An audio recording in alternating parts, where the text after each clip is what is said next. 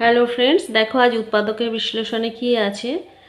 আজ দেখো কি অঙ্ক আছে। এটা মিল টার্ম ফ্যাক্টর করতে হবে। তো এ স্কোয়ার এখানে প্লাস আর এখানে মাইনাস লিখে দিই, এখানে 3 2 3।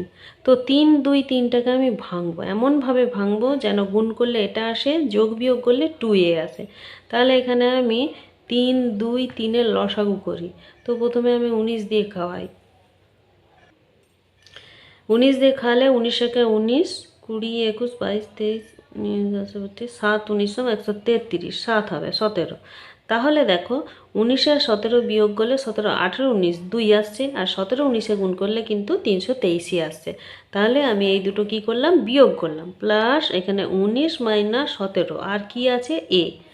এবারে a square plus 19a minus 17a minus 323। और ए যদি और না সমান এ কমন দিলে এ প্লাস 19 হলো, মাইনাস 17 কমন দিলে এ মাইনাসে মাইনাসে প্লাস এই 19।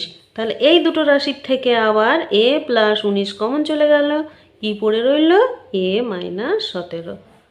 ব্যাস হয়ে গেল।